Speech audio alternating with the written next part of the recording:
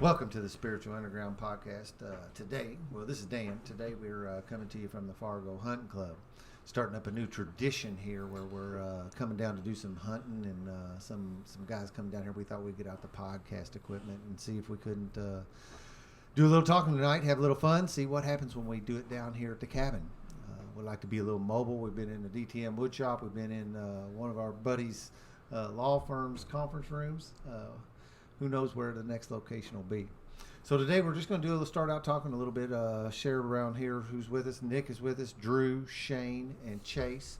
We're going to go around the room and talk a little bit about how we got, found ourselves maybe with a hunting background or not, how we landed here, and just kind of freeform it from there and do a recording from the hunting camp. So Nick, you want to take off from there? Sure. I'm Nick, and I'm super grateful to be here this weekend. I grew up in a very rural area where it was pretty popular to deer hunt and do any kind of hunting. And because I didn't fit in so much when I was growing up, I kind of rejected that a lot.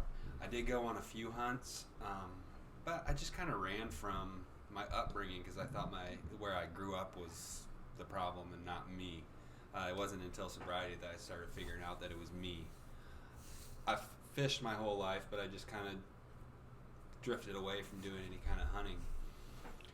But one of the joys of sobriety for me is that I got to really explore my own personality and figure out the things that actually make me happy, and it led me to get back into this. I really enjoy being out here with a group of men that I love. It's a little bit of an ego-shattering thing for me because I had to, when we first started dreaming this thing up, reach out to you guys and say, hey, I really want to do this, and I actually have a gun to do this, but I'm going to really need some guidance because I could sit here and pretend that I know how to do all this stuff, but I don't. And so it was a good thing for me to discover a new part of my personality and also to be vulnerable enough with guys that I consider to be my best friends and say, hey, teach me something. So a lot of fronts. It may sound weird to you listening that doing this hunting trip up here could be such a spiritual experience, but it really is for me. Getting, the nature part obviously is pretty spiritual, but the shattering of the ego for me is a big theme for me right now. So that's kind of how I found myself here this weekend, I guess. Cool. Thanks, Nick. Drew? Yep. This is Drew. I'm actually, Nick and I kind of have similar background stories with that. I too grew up in the rural part out towards Taylorsville Lake, out on the outskirts of Louisville. Guns were always a major part of my family, but hunting really wasn't. I had a dad that went on business trips more than he was around, and he really just wasn't into hunting. And so I did pick up squirrel hunting just because there were tons in our woods. But I did go on some hunting trips with my partner's dad, but at that point, he had been hunting enough to where he just kind of went just to be in nature and just to kind of sit in nature along with the majority of the men that went. So I would see a deer here and there, but again, it was that ego thing to where, what the hell am I going to do once I shoot this thing? And I really, honest to God, I really can admit today that I think the thing that prevented me from actually shooting a deer was to admit to those men, like, I don't know what the heck to do once if I shoot it. I don't know what to do with it once I catch it. Yeah, it's like, all right, well, I did this, now what? The dog's still alone. What am I going to do with that squirrel when I catch it? Yeah, and so it really is, like Nick hit on, it's really freeing today to be able to be like, man, I just want to come out with the men in my life that I care about and have a good time and just be like, I don't know exactly what I'm supposed to be doing, and that's okay. Let's just have a good time, and I think that there is a big spiritual aspect to really anything that we do as a group together, even when we go out to dinners or movies or whatever. So just looking forward to it. Awesome. Drew. Shane, you're up. Shane pull that here. over in front of you. So, yeah, I'm grateful to be here tonight, too, with some guys I love, and to be sober hunting for the first time in my life. I grew up hunting when I was a kid with my dad. I always wanted to go because I wanted to spend time with my dad. and we didn't spend a lot of time together. So that time in the woods was pretty cool. I remember certain times, though, that I would put the gun in my head on safe and pull the trigger to see if it would go off. And think that my dad or somebody might find me and like think it was an accident, even though it wouldn't have been an accident. But While you were in the woods. while I was in the woods, yeah. And I've never even said anything about that before or told anybody that. But yeah, I would squeeze the trigger as hard as I could on safe just to see if it would go off. Because I'm an alcoholic and addict, and I had the isms early on in life. But now that I'm sober and doing this, and when I was like 2 months sober, I went hunting, and I killed the biggest buck of my life and the biggest doe at the same time. And when I got down and went over to him, I prayed with him and cried. And from that point on, I didn't have the urge to kill anymore in sobriety. I had kind of a spiritual experience with it, I guess. I know that for a long time, killing something got me high. Like when I killed something, I got a real big high off of that, adrenaline high. But I would always be just so messed up when I did it too. But the thing when I look back at it is I never said I meditated or anything before in my life, but now to come to think about it, when I was in the woods was the only time that my mind stopped racing. And the only thing I thought about was being in the woods, being in the moment, and hunting. That was it. And I think that's why I obsessed so much about hunting, is because that's where I found my serenity and didn't even know what serenity was. And it was always funny because sometimes I would almost pull the trigger on a deer, and I wouldn't, because that would ruin my serenity at that time.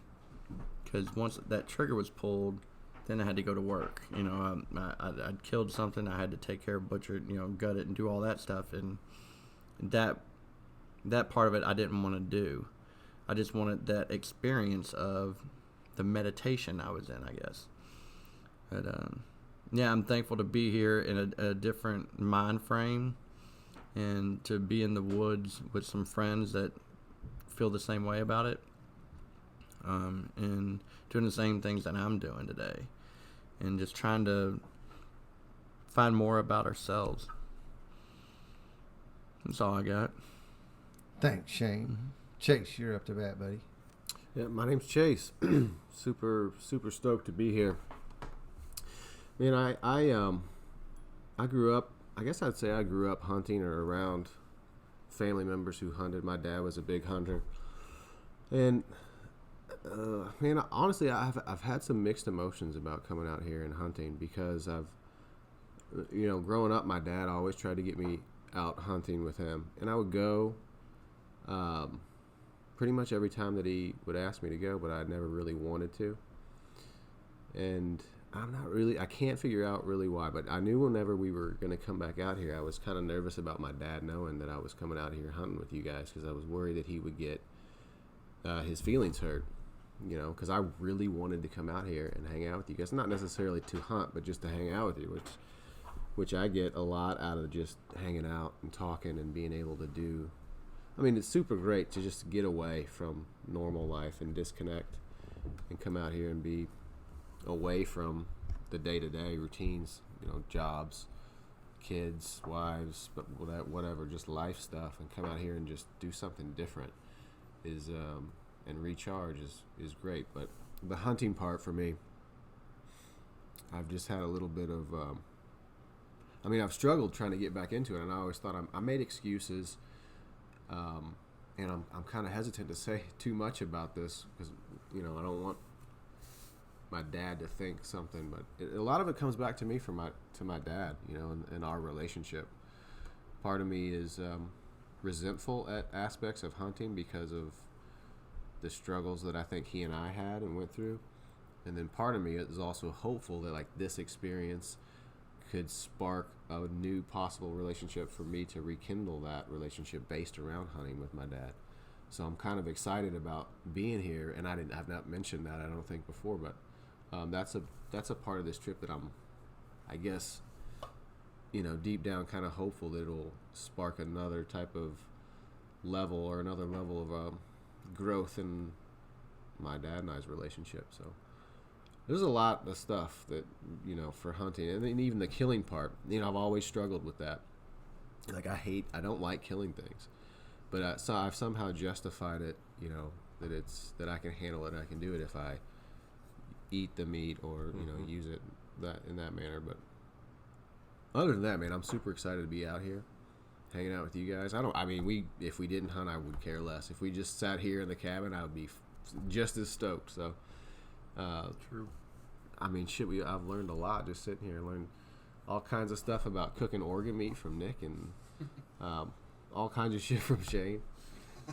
We might get into some more of that. We maybe repeat a little bit of it. Yeah, but no, this is great. I'm, super excited to be here. Yeah, That's we all I wonder got. about like before the mics get turned on, and like catching everything, and so one thing about this is we can say it again. We don't like have to, it's open topic still to bring back stuff we were talking about earlier. So I'll touch base on it gets kind of funny because this is my place, and these are my woods, and I feel that way about it. I feel it's mine. I've been coming down to these woods since I was basically born. A friend of my father's had purchased this piece of property we're sitting on now, someplace in the 1969, 1970 time frame while I was a kid, right when I was born.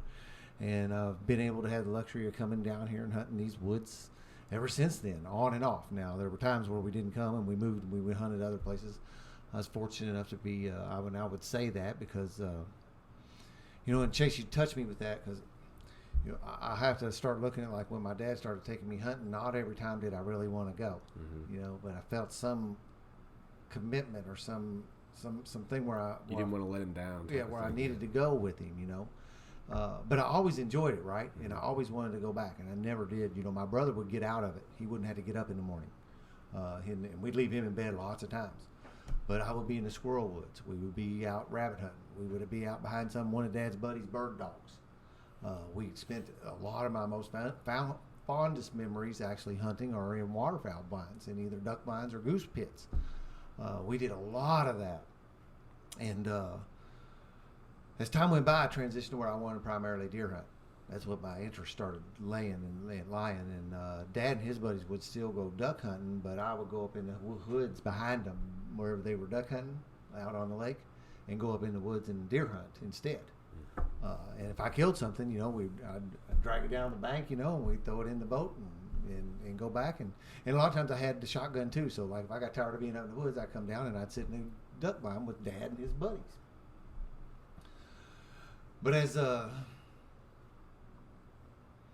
time come around when we got driver's license, right? And my cousin and I hunted together a lot, and Dad took us, and we started leaving Dad behind, right?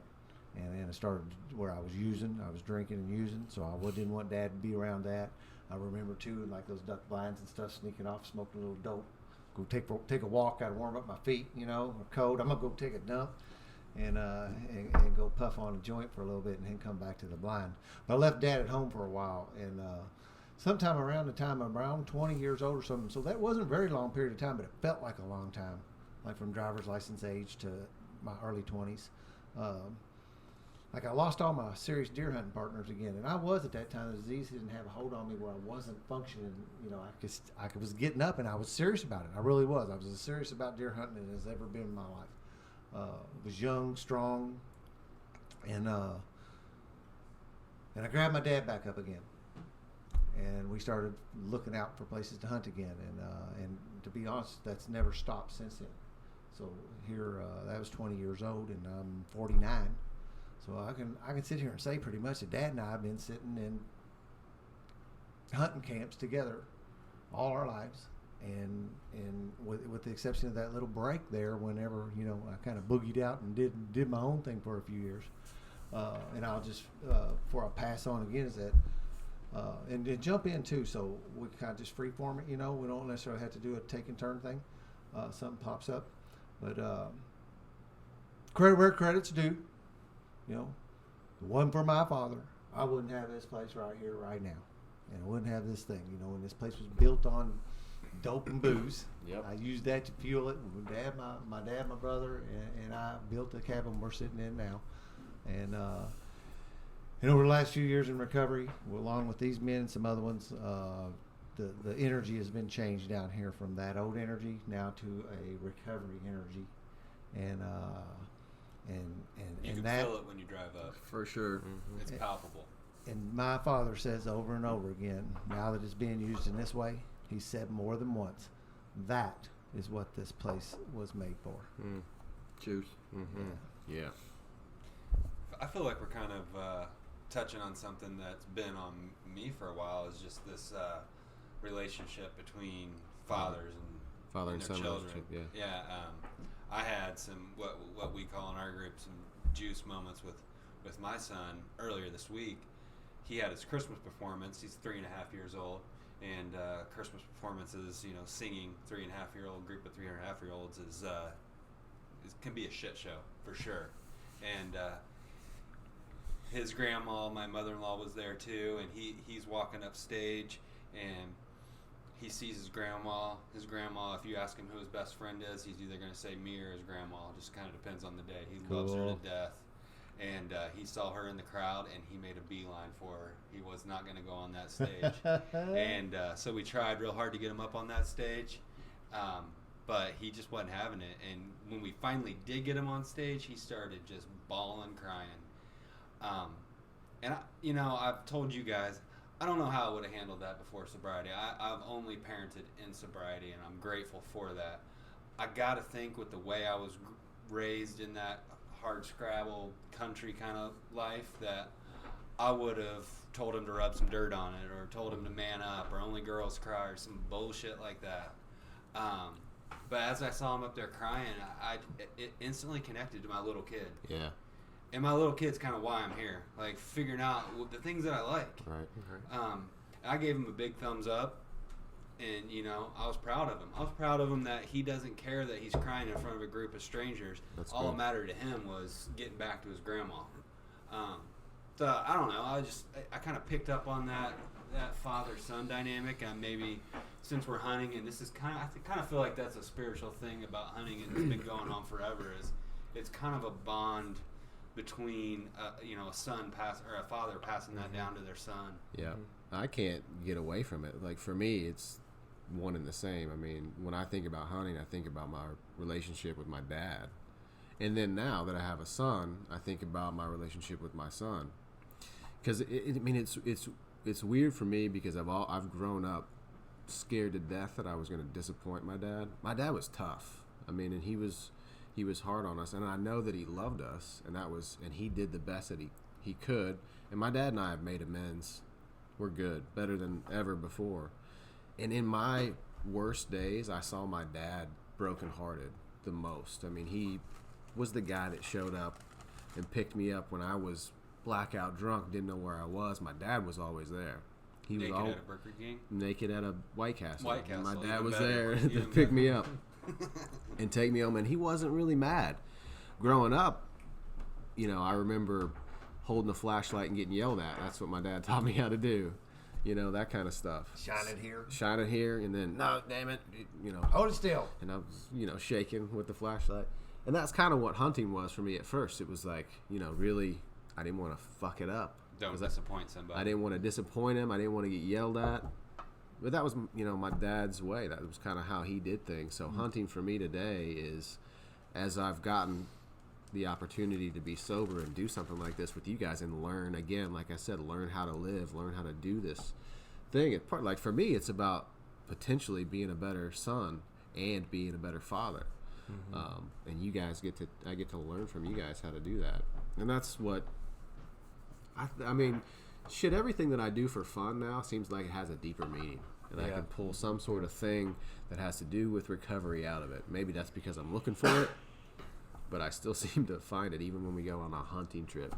The guys' weekend, it's all about how I potentially relate or actually relate to, like, the people that immediately affect my life, and I affect theirs the same. So, Well, and I kind of need to to backtrack something I said, because Dan, you said earlier you got to give credit where credit is due, and I said that I had a dad that was, out on business trips more than he was around, which was true. But I mean, that's how, that was his livelihood, and there was nothing wrong with that. Mm-hmm. And when I was younger, he was my best friend, and he just wasn't into hunting. That just wasn't his thing. But guns were always a part of our lives, always a big part of our family. And we grew up on a piece of property where there was tons of woods around. And so it was always a tradition in my family that whenever you turned 10, you would always get a 22.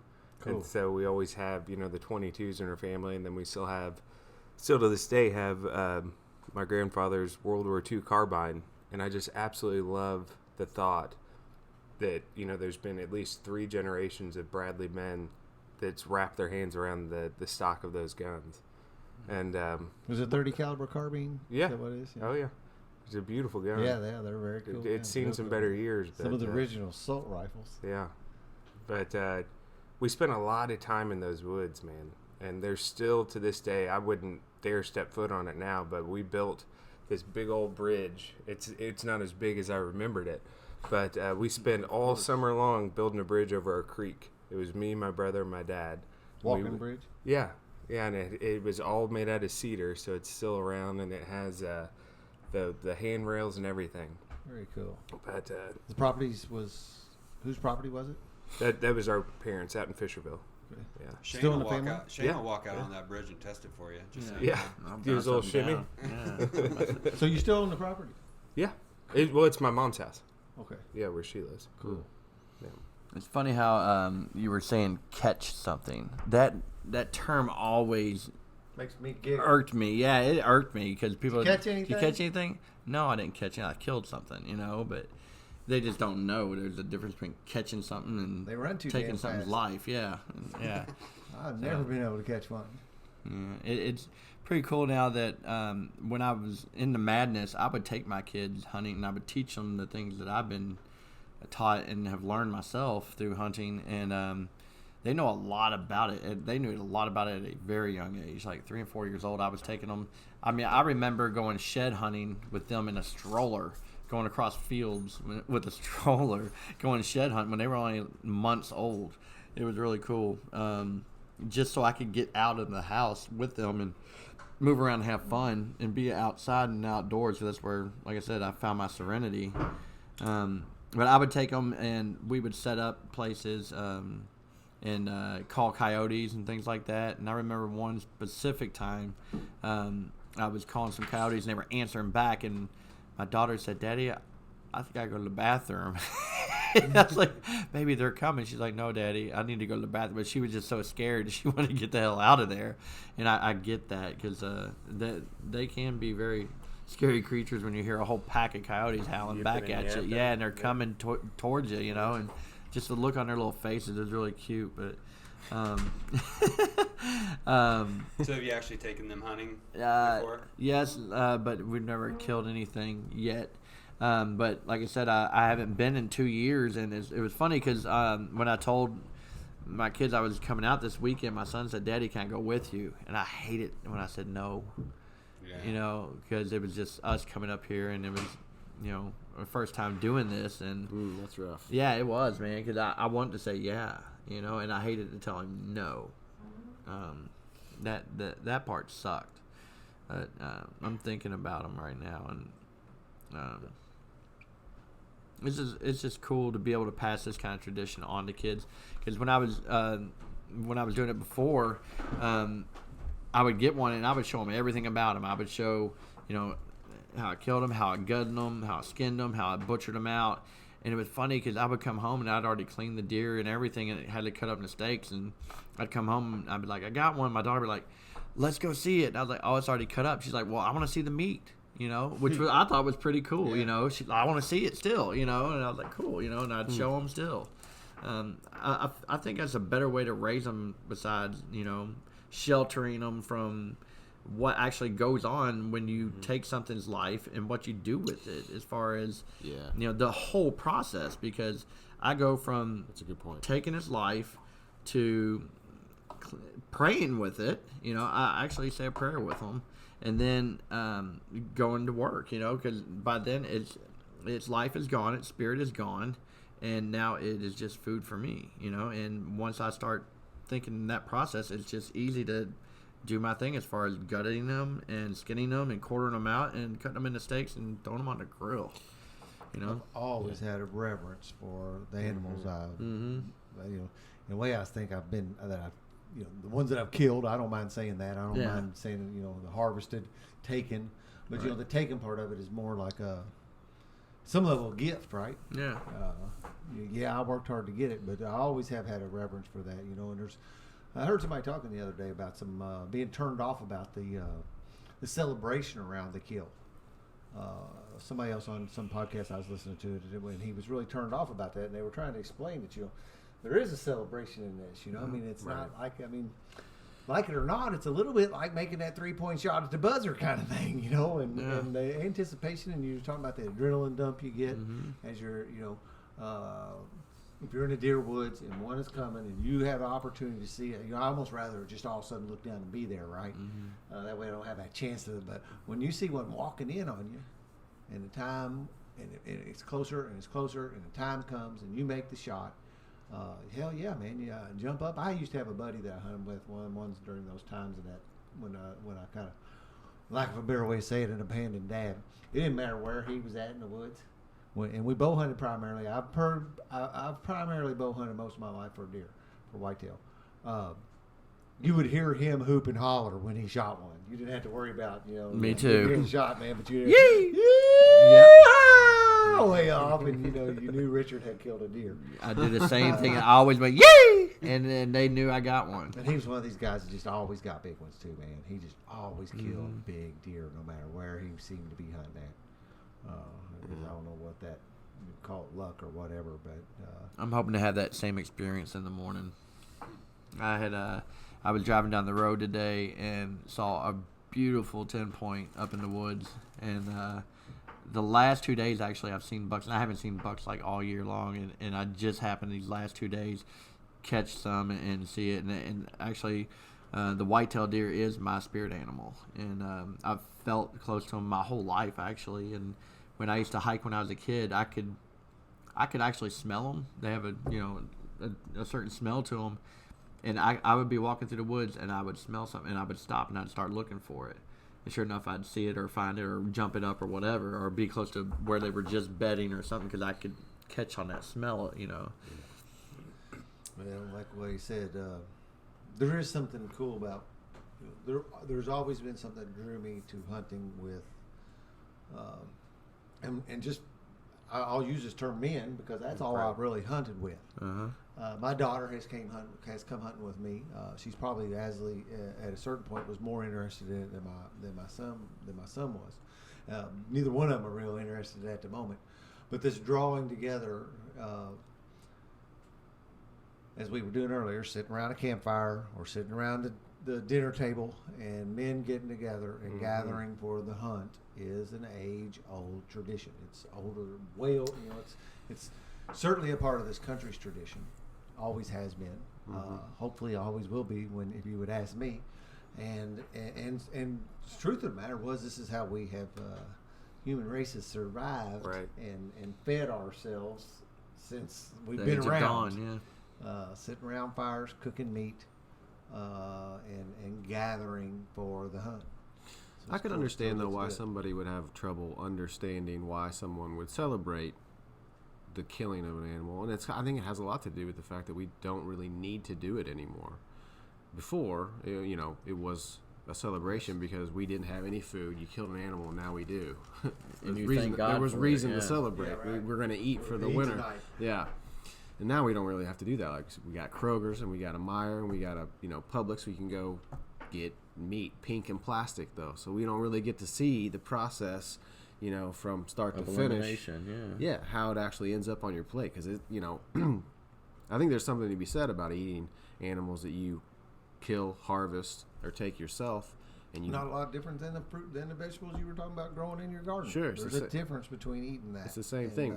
And I prefer to do it that way, knowing what I'm eating, knowing rather than It's all jacked up on steroids. some pink meat that's wrapped up in plastic. I mean, With that's dyes. I feel like that's more unappealing to me than killing an animal, skinning it, butchering it yourself, and Well, yeah, actually eating you it. give a deer a choice between, or any animal a choice between running around these woods Sure, for its exactly. whole life, and then one day it's snuffed out, or living in some nasty factory farm and going on a conveyor belt to the slaughterhouse, and after spending its life in a box. I think it's going to pick the deer path every time. It's got to me. It's just a more humane way to put meat on the table. For sure. I agree. When we hit on it earlier about hunting with men, and I think that really rings true for me. Just that there is a masculine, and I'm not talking about just men as in males. I'm talking about just that masculine energy. Yeah, I get that. And we're all comfortable with who we are. I mean, I know you men around the table, like, there's moments where Comfortable with there's who I am. I'm not sure I'm comfortable with who you guys are. I'm pretty sick. yeah, well, that's very true. We're all sick. I as can't shit. get right. But there's, Depends on where there you're are going with moments where you have you're more in touch with feminine energy or masculine energy, and I think that I'll just speak for me in our society, it is real tough for men to tap into that healthy masculine energy and to let that wild man out in a healthy way.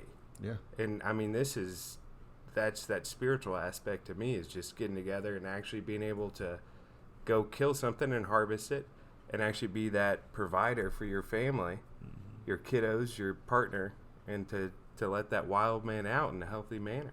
I think that's huge. Yeah, I do too. Oh, yeah. You touched on something there. That masculine energy made me think of something from reading the Chronicles of Narnia growing up. And they're talking about the hero of the story. Is it Aslan? Is that the lion's name? Aslan, yeah. Yeah, Aslan.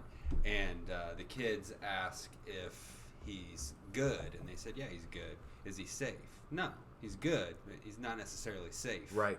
And that's kind of the way I think about our masculinity, is like we have to be free to be wild.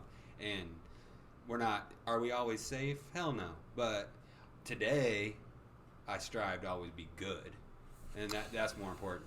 Yeah, I love that point that you made too, because I mean every aspect of goodness has the equal aspect of badness to it as well. I mean, it's not like that goodness is not necessarily absent of evil, right? It's just a part of it, like anything else, and that's that.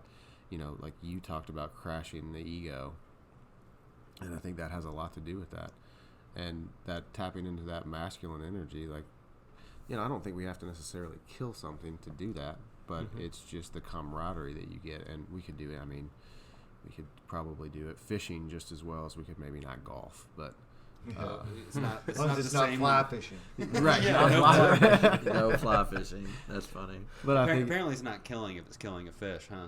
well, it's like vegetarianism. And I Pescatarian. think what you're But you saying, catch though, fish. when you say not killing something, what you mean is the success of the hunt, if you gauge it on the fact if we kill something or not, is not what it's It's about. just I doing think is that something. what I'm hearing you yeah, say. exactly. Not, It's doing something. not the together. fact that we're after something to kill. Yeah, But I mean, just whether if we actually today hunting are is a successful or sport. A long time ago it wasn't, but Yeah. I mean, it's kind of irrelevant, right? For what we're after. We're not really here to hunt animals. We're Right here is we're what I was hunting for. Yeah. just that's what I'm saying. I joke around and people who ask me, because guys know me, I rarely shoot something.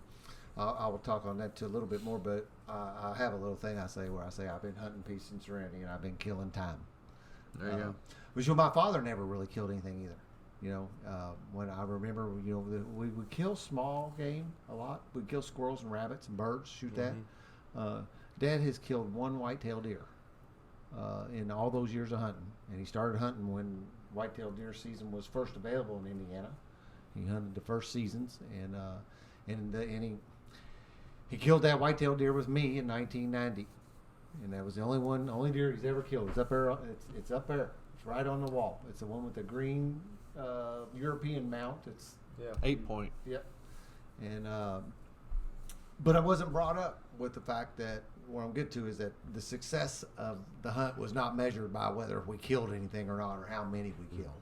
Now, obviously, there was a time in your life, in my life, where it did matter to me. For sure. I needed to limit. I needed to prove that I could kill 5 squirrels. Yeah. You know, and get my limit. Kill 11 deer in one season. Yeah, and do that.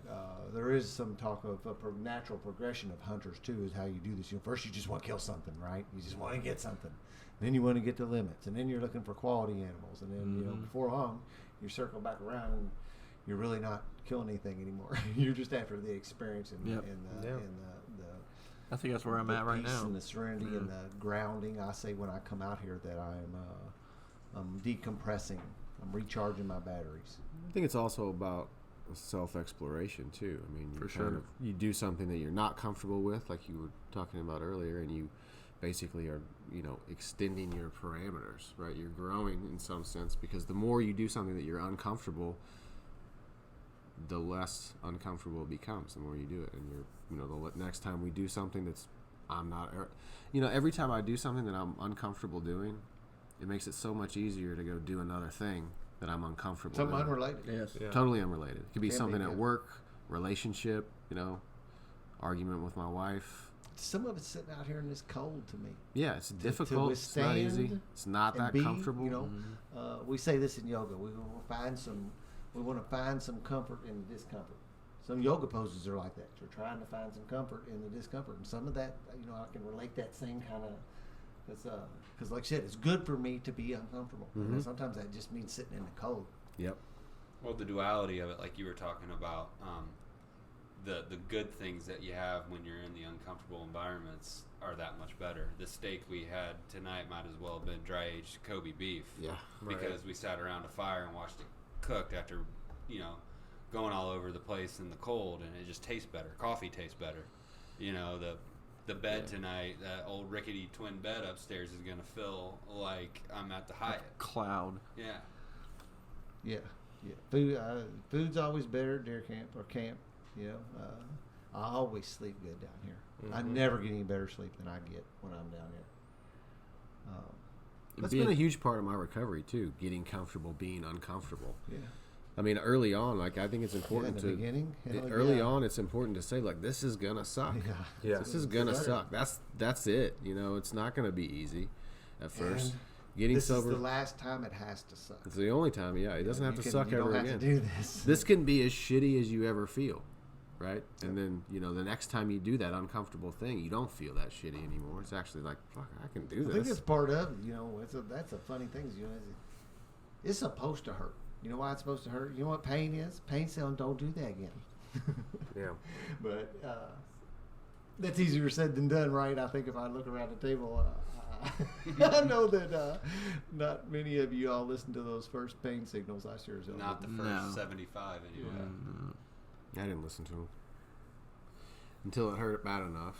Yeah. I've been coming down here for all those years, and I got a lot of memories you were talking about earlier, and like I said, my kids have not really been too interested in being here. They're in their early teens, and I think that's just a natural thing. I don't sweat it too much. What they do want to do now is bring their buddies down. They want to bring carload of friends, and then this place is fun then, especially you turn them loose in the wheelers and that kind of thing. But I have pictures. I run those deer cameras around, and I will go back through some of those pictures. And I carried my kids around in those little baby carriers, because my wife would work at that point in time when their mother was working weekends. She would work weekends on nursing shifts all weekend long. So I was dad all weekend long. So if I wanted to get in the woods, babies came with me. Mm-hmm. And so I have some pictures of those deer cameras. I had a backpack with one kid back here, and then one belly holders for the baby, the younger one in the front. And those cameras would catch you as you're approaching those. And sometimes like today when I'm going through my deer cameras, I'll delete the pictures of me because it always gets me coming to the camera. I get really close ups to my nose and my eyes. I got one particular picture where me peering over my glasses, so I can kind of read the numbers display on the thing. I have a lot of pictures of me kind of with the nose down, looking over my glasses, like an old man. Yeah. And I delete. But I didn't delete those old pictures of me and the kids, and I think those are pretty cool. I have thousands and thousands, and what I'm going to do with those pictures someday, I don't know. But It's Keep kind of looking funny. at them is probably what you're gonna Yeah, it's do. it's kind of funny that I sit here, and I have all these pictures of these animals, but it's like my mind at the moment is thinking that when I get home, I need to make sure and grab those ones of the people, and pull out those pictures of me and the kids. You think any of those cameras caught us?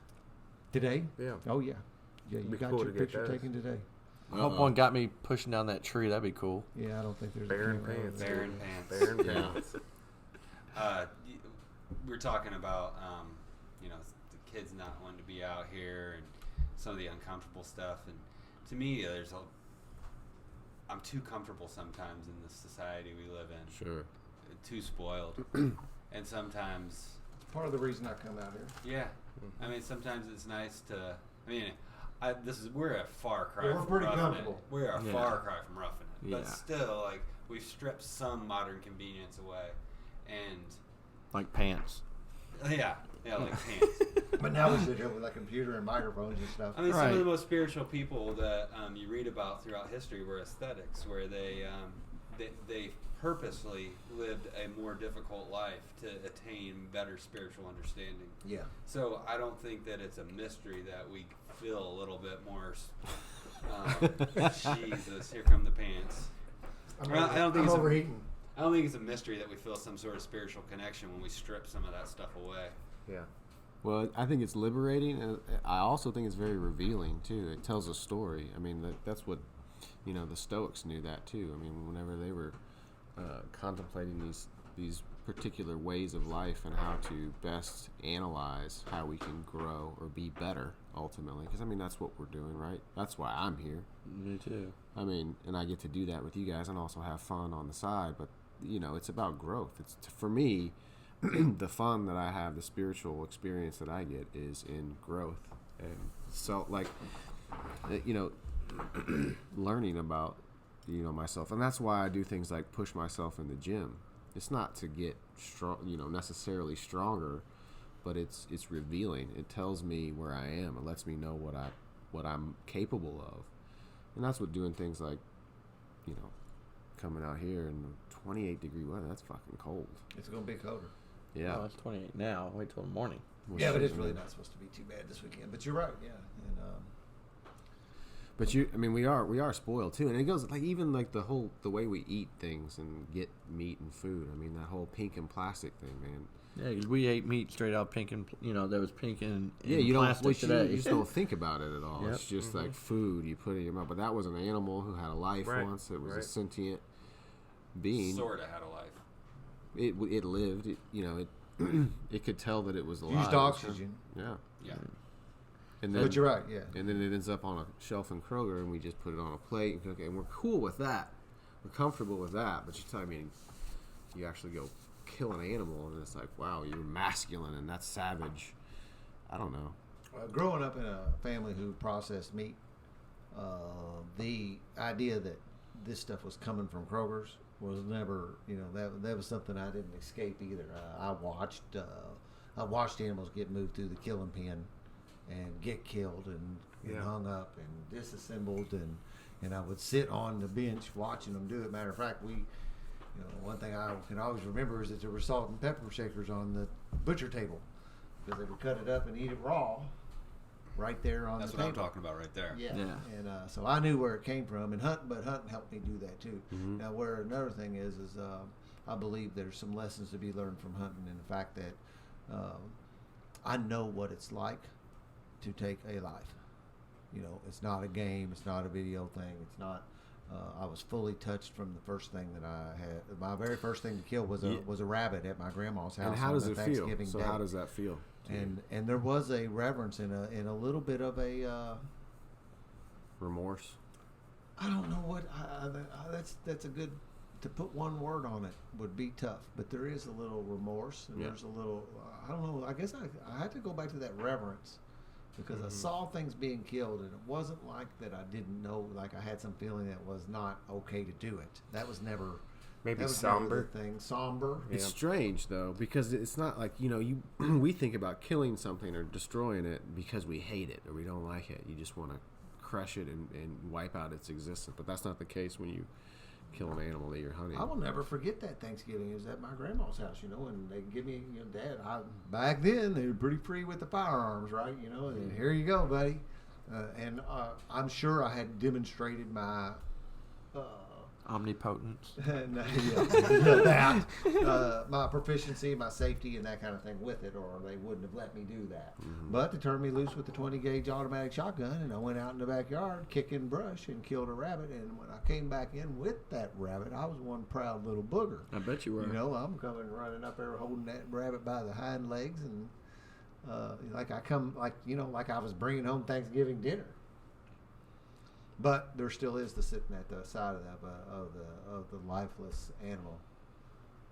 There's something to that for sure. That's a part of this. When I sit down, if I kill something, like Shane said a minute ago, I don't know that I was praying. I would like to say that I could put that kind of thing on it, but I do know that every time I've ever taken a life of something in pursuit like that, of hunting, there is a moment given, taken, given, stop, and give some thanks. kind of recognition to the universe for this gift.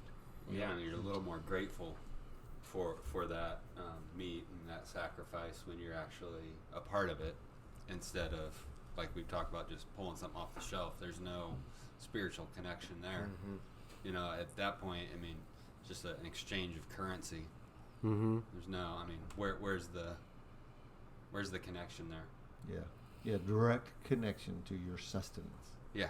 The very, it's like, not like having, it's as important as oxygen. Do you think it gives more meaning to, like, because it's a very violent thing, really? To eat, even, like, think about what you do when you To eat eat or anything. to kill something? No, to eat, to live. For us to live, the way we interact with the universe is kind of violent, and we usually have to destroy something in order to live. It's kind of weird. So when you kill something or you destroy it that way, it kind of puts in perspective the opposite of that, which would just be life or living, and it gives it, I think, for me, a little bit more meaning. You take a life, and before you actually, I remember the first doe that I killed. I didn't think about, you have no idea what it's going to do to you before you do it, and then afterwards, it's just like one of those before I did it things and after I did it. Like, I remember the first one that I killed. I was sitting in the woods and like 6 deer came by, and I unloaded my shotgun. And We can't say fuck if you want to. I fucking unloaded my shotgun, and I was just like, spraying rounds everywhere, and I killed one. And I was kind of like, holy shit, I killed this thing. But it gave me more respect for the life of these things too, right? Because I saw the fragility in it. Yeah, that's what I mean. So there's a big difference between. But it took a violent act in order for me to see that. Oh yeah. There's a part of me that if you step far enough back from it, like you're talking about eating and living is violent, that I could step far enough back and take a wider look to say that it's not as violent as it's just redirection of energy. Well, and it's a natural part, too. We don't call sharks. I understand where you're coming from, us being as cognitive as we have we're very cognitive creatures, but I wouldn't call a bear, violent, or a shark evil. Well, I don't think it has anything to do with evilness. I just think even what a bear is doing, the destruction of a living thing, is still a violent thing. The birth of a child is violent. Yeah, it's a violent thing. The nature of our existence is a little violent. In the environment we live in, we have to move it around violently in order to redirect in the energy. The way in which we do it is still kind of violent. Natural, though. Well, that'd be part of the moment. And necessary, still violent. It's not like it's not as smooth and graceful as, cutting tomatoes. Sure. Yeah, but you're still taking something's energy. Tomatoes. Yeah, you certainly are. I'm really looking forward to getting out in the woods in the morning and just watching the woods come alive. I love to watch just the colors change, everything change, the temperature change, because a lot of people don't know that it's warmer when it's dark, and once that sun starts to come up is when it gets cold. There's a crack of what. Anyway, I've never put a thermometer on it, but I get what you're saying. There's a piece in the 7 morning to 10 degrees difference when that it happens. feels colder right at daybreak, and there's that little window in there. And I had a friend kind of explain that to me. He does HVAC, and he said it's the thermals, because when the sun starts to heat the earth, the warm air rises. Well, when it rises, it pushes that cold air that's up higher down. So that's why it becomes colder. Because I was always like, oh yeah, the sun's coming up, I'm gonna get warm, and then, oh my god, it's colder. What the hell's going on? But I'm looking forward to being in there and then hearing the birds wake up and the squirrels and just all the different sounds in the woods that I haven't heard in so long. Heard the cranes. Yeah, we heard the cranes today when we first arrived, and we just stopped and watched them, and they were coming our direction, and then they just circled above us for a few minutes, which was pretty cool too. I thought that was pretty cool that I kind of felt like they felt that we were here. You know what I mean? It's like, just, hey, look at me, you know. But they're gaining altitude to get up into the jet thermals, stream, so to speak. yeah. But to be able to harvest one tomorrow, I think is going to be awesome. I have a very good feeling that I will take something, and to be able to go through the whole process again that I haven't done in so long. And these guys are shaking their heads at me. But the process, to share this process with the guys, to show that I am capable of doing it, and to teach them something maybe they don't know, or a different trick that I know, that they were like, oh, that's really cool how you did that. I've never seen that done like that. You know, things like that is pretty cool to me. And then to be able to butcher it out and to come back to camp and throw it straight on the fire. Like when you show us, like when you knocked the tree over. Yeah, I'm going to knock the tree over and just That's keep on walking. Yeah. Awesome. Yeah. I like the ability of, especially this group of guys. I really don't think I've ever had. This group's made me realize I never had True friends. true friends. Yeah. Yeah, I feel the same way. Oh, yeah. Because we can go in and out of, like, all of a sudden when we're hunting, Shane's my big brother, because he's gonna come along and do that thing, and Dan too gonna show me how to do this, and then, but if there's something that I know how to do better than them, they got no problem being a little brother and coming right behind me and saying, how do you do this? Yep. I've never had a friendship like that where we can just be reciprocal Ourselves like that so much, and just go in and out of, like, okay, you're not, none of us is the expert in everything, so we don't act like it. It's like easing into a balance in the, like, maybe not this isn't the right term, but like the power struggle, even though that's not it, but there's not a struggle here. There's that's what I mean about the balance. You know, it's just kind of like we go. One guy's, skill set rises up to handle a certain situation, and another one rises up to handle another, and it's That's what Nick and it's I so were talking. easy, that true. Talk about that true north thing. I just continue to feel like at ease. I don't struggle like to feel like I gotta be something I'm not, or to prove something to you guys. Exactly. I've experienced it today with all of you guys, because for those listening don't know me, I've got wonky hips. And so wonky. That's the medical term. Yeah, that's a medical term. Is it If you really? go in there, if you go in there, card that says that on it. if you go in there and you Did the talk first to a part say doctor, Willie? listen, Willie if you wonky? go into a doctor's office and say, "Look, I have avascular necrosis," you look foolish. You want to say wonky, Wonky. wonky hip. Wonky's I cool. like that Yeah. better. Yeah. But you guys would slow up, or you turn around and say, "Hey, you okay, bud?" Like, and that really did hit me. But it hit me in not like anybody felt sorry for me or that I needed to be cared for. It was just that you all Honestly cared. Mm-hmm. And what was crazy is before recovery, there was no middle ground for me. Like, I would be pissed off if you didn't check up on me, but I'll be super fucking pissed off if you check up on me. Right. Yeah. There was no good in between. And like, Look I at just me, don't honestly, look at me. yeah. And today I just really, just to let you guys know around the table, I really, really appreciated that. I felt that moment. And that hit me really, it felt nice. Cool, man. That is really cool, dude. Because I felt that when we were walking up. I thought about you, and I turned around and stopped. I was like, I just paused and I turned noticed around. that, and then you stepped on a dead tree, and I felt like, Get out of your way for you, yeah. That was I thought really you Is were it the doing one pretty that he good, knocked though. down? Yeah. thanks. Is it the tree that he knocked down? He got pissed at that one, and the other one he just stepped That one on. I just didn't see. I just ran into it. We talk a lot about letting that little kid out, and that's not it's not always like letting the little kid out to like necessarily play. It's also letting the little kid out to like say, I'm scared of this.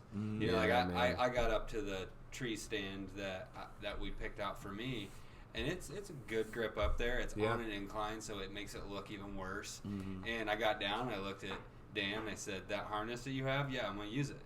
And before in the madness, I would have tried to top dog the shit out of that. No, I'm good. Let's put up another 10 foot. Yeah, and instead of being comfortable up there tomorrow, having a good experience, probably meditating, being at one with nature, I would have been up there terrified all day. I wish I would have had that strength. Yeah, but I'd still be too much of a ego-driven maniac to come back to the cabin and get the stupid harness. Yeah, that'll make me have fun tomorrow. Yeah. We wondered where Nick is, and it'd be past lunchtime, and we walk out there and find him, and he's standing up there in that tree stand with a bear hug on the tree. Yeah, exactly. We'll have to call the fire department. But today I can get down from off that ladder and be like, yeah, that help you offered me, I'll take it. Mm-hmm. Yeah. Well, it's not easy to get used to being there, for sure. Those are small platforms, and those are somewhere 22, 23 feet up off the ground. Those ladders that are next to it are 25 foot tall. So it's not quite to the top there. And like you said, that being in that ravine and looking in one direction, it's and I have it facing uphill on purpose. Yeah, probably smart. It's just because that a little bit of illusion kind of thing of that, it looks like you're not as high when you're looking uphill. Yeah, just for a little help for you tomorrow, what always helped me was to pick a tree that's almost eye level with you, a point on a tree to kind of like focus on. That is like, it would be like the lowest point you were kind of looking at versus the lowest point, or maybe opposite, the highest point, to kind of focus on that, so you don't throw yourself off. Because I know when I used to hunt on that one I was telling you, the big ravine on one side and it's like 20 foot up on the other side, when I would look that way it would freak me out, but I'd just find one tree to focus on. It helped me out a lot. Cool. Do y'all have slings on you? Yeah. I have hooks that we could screw into the tree where you could hang your gun on there. I know some of those tree stands have places that you can hang stuff.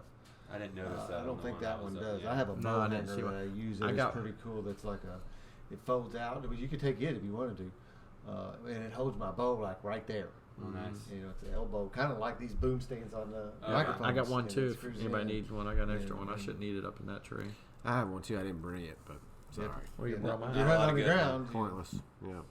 I'm gonna be on the ground. But I also have those screw things that you just hang the sling on, just so you can have your hands free once in a while, because otherwise you're a little bit stuck with your rifle in your hand or all the time. Or worried you're gonna knock it off. Yeah. Knock it off. And you guys brought up that notion of notion of friendship, which is camaraderie. Yeah, but it's like, I do consider you guys true friends. For lots of reasons. You know more about me than any quote unquote friend I ever had ever exactly. did. Yeah. But beyond that, I mean, there's a camaraderie because the reason we're here, we were all really broken in some sense before we became friends. But I think that's what it took. Like, I have friends today because I could never have had friends before.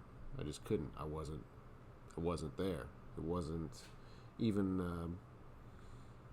I don't think it was a possibility for me, really, because I couldn't be a friend either. Right? Absolutely. Like, I have friends today because I needed help. Like you guys were mentioning, you mentioned being able to accept help. Once I accepted help, I also got a friend, right? And then that just grew, and then I'm able to help you guys as well in some sense, I'm sure. But it's that back and forth vulnerability and, the acceptance of help when we need it, which allows us to actually grow, and then, grow in friendship too. Mm-hmm. Because I didn't know how to be a friend. It took me saying, like, I don't really know how to do this. Drew and I have talked about that before. Like, how do you really be a friend? How can I? And I'm even kind of hesitant to say, like, you are my friend, and I like you as a person. It's just like it's just that level of vulnerability that you can allow yourself to get to, and that's what the 12 steps teach us how to do that, right? Yeah. And I think it's really cool how your sharing of vulnerability comes out. It feels like you being vulnerable to yourself, which you are, and that's honored, but then we hear strength, and that lands as strength, and then that allows me to let down my walls and then share my vulnerability, and it's that kind of waxing and waning of energy. Yeah, that's a weird thought too. Like it takes a certain amount of courage to say I am weak. Right. Yeah. I need help. Yeah. There's all kinds of those weird paradoxes in the book too, huh? Yeah. Well, there's a lot of things that happen that we don't really. Things spin off when we do this process that weren't necessarily the intentions we had in our sights. This thing, like these friendships that grow, I mean, in the beginning, I just wanted to stop freaking killing myself and feeling the way I was feeling. And more than that, I needed to get the trouble off of my rear end, Right. That was my main focus, But then the byproduct of that I wasn't expecting was these deep and meaningful friendships. And you were saying, you said, and I know what you mean, but you said that it's be able to tell a guy that you like him, right? Well, I really don't get off the phone with any of my buddies without anymore, and that was something I had trouble saying to my freaking wife and mean it. Now she ain't my wife no more, so that and that's part of it, that really was because I was not in a position I could do that. But today, I wasn't comfortable when you guys started telling me, when people would tell me they love me, I wasn't comfortable with that in the beginning, Yeah, I didn't even say love just a second ago been- because it's still a little weird about it. Yeah. Today that rolls Keep off of coming me back. pretty Yeah. freaking You'll love me before you know it. Today that rolls off of me pretty damned easy, and I mean it too. It's not rolling off of me because it's lackadaisical. It rolls off of me because I truly freaking love you guys. I mean, I really do. You mean the world to me. I will freaking cry. I tear up when I tell, and I do it often nowadays because of how close we're growing here lately due to some new tools and some things and things like this. We just seem to continue to find ways to, the book that we say the thing about continuing to enlarge your spiritual life, right?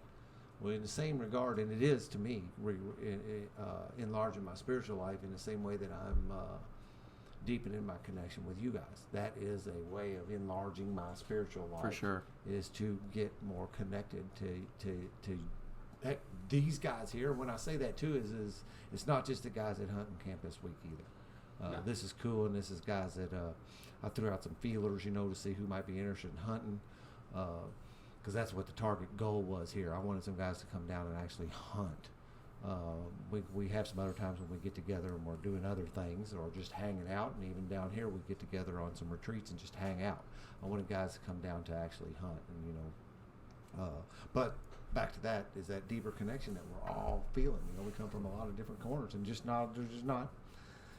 I mean, really, honestly, I don't think there's another guy in our group of I think there's somewhere in the neighborhood of 60 people in our home group today. Yep. I don't think anybody else hunts. There might be a couple that just couldn't physically do it right now or Yeah, financially you're right. do it. Yeah, but there for will the be a most couple part, more. Yep, you're right. Yep. But we might have, if everybody could have said yes, we might have 8 guys. Yeah. And I was gonna maybe say there's 10 another the group that most, would all go golfing. I probably would sit out that one. Me Yeah, too. for sure.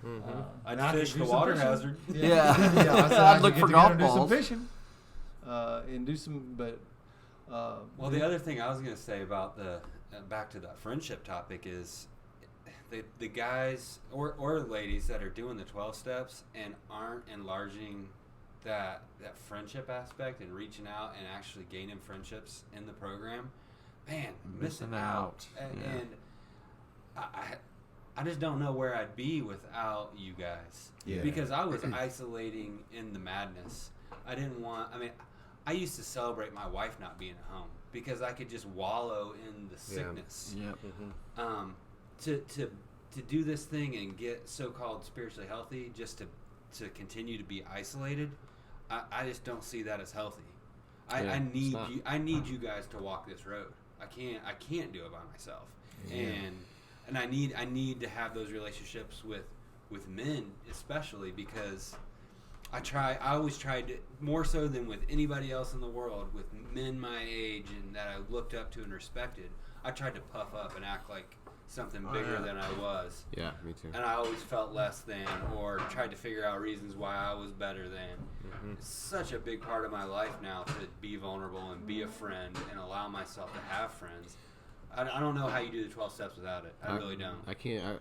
I agree 100%. the more my friendships grow, I feel like the more I grow too. It's one and the same. It's not like I wouldn't be able to grow spiritually, mentally, physically, even. I don't think if I didn't have this like growing connection, and it's even helped me get I think a better contact with my higher power too. Like because it's the same type of relationship. It's that connectedness that I'm after, right? And I feel like connection is the opposite of addiction, like you said. In my addiction, I was totally isolated, even when I was Totally surrounded by disconnected, people. Yeah, totally disconnected from everything, especially a higher aura or sense of like being. And the more that I can connect to Shane or Drew or and you guys and everybody in our home group or in anywhere really, they don't even have to be someone who's an alcoholic in recovery, out of recovery, any person.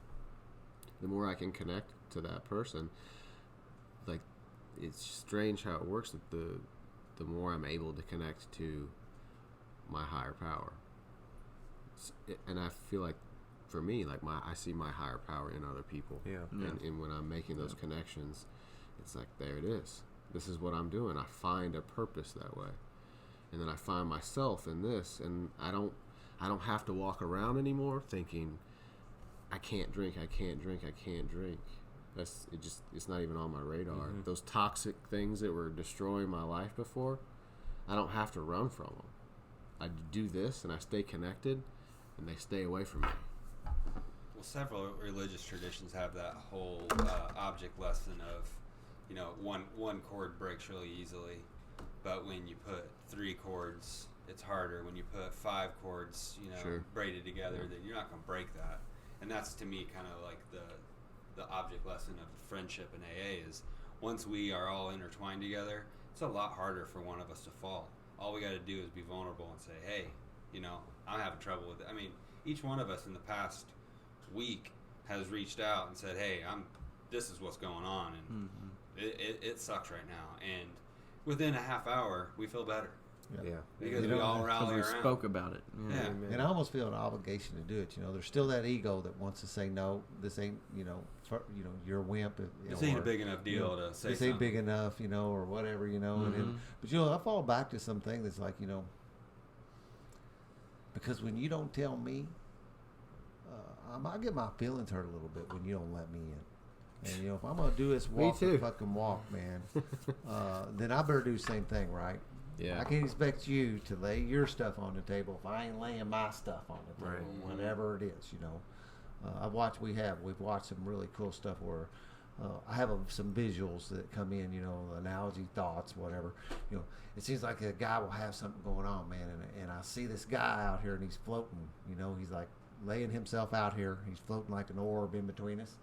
And like all of a sudden, like all of us, however many, because you never know who's like standing around with this little tool we got going on, where the hands come out and support. They come out underneath of you. And I felt that safety net myself in some places, and not in the freaking that it ain't a big enough deal world. Oh no, different in the big enough deal world where the arms, and that's really what I felt. I felt my brothers reach out and hold me up in a manner that made it to where I could not fall. Yeah, I think it has everything to do with that aspect of just letting go, and you're not fighting anymore. Like you go as far as you can go with it, and then you're only halfway there though, because the other aspect is just to completely let go, and then you get the freedom, you get the next level shit, that 4th dimension stuff starts showing up. That's the unimaginable stuff that happens in your life you never thought was going to be possible before you got sober. I mean, I thought when I quit drinking that I was just going to not drink anymore. Yeah. And that's not what's happened. No, not at all. Yeah, I don't drink anymore. All kinds of crazy shit happens in my life. Like, I'm a father today. I'm not a guy with a kid. Right? I'm a husband. I show up for my wife and my kid, and and that is hard. I mean, there's a lot of shit in there that is just fucking hard. But that's life. I always got to do hard shit. We get to do hard shit today. That's what we're meant to do. I mean, alcoholics are tough to kill, right? And I think that's why. That's funny. Amen. Because we're supposed to do some hard shit. Yeah, that's you know, you bounce around and you keep on doing this enlargement thing, you know, and that Carl Jung synchronicity thing, you know, and you get these, it's a different spiritual teachings, and I really do like. I will say, you know, I don't subscribe to any particular spiritual philosophy, but I do draw from any of them that I can, you know, and that, you know, at the moment the yoga stuff comes in, you know, and they keep on telling me, you know, that we get to do hard things, you know, and you think that you're sitting there on the mat stretching and so holding some pose that's hard, and that's what they're talking about. But really, that's not what they're talking about. You know, they're talking about you're practicing for the other hard things you're going to end up being up against in life. They say you're stronger than you think you are. Well, we all are. You know, we don't give ourselves credit for the amount of strength that we have. And it does play out in the mat, but it also plays out in your home life, you know, when something comes up, man, and you got to, like, you know, kids stumbled and crying at the Christmas thing, you know, and now I got to be stronger than I really want to be. Because I mean, I'll bet,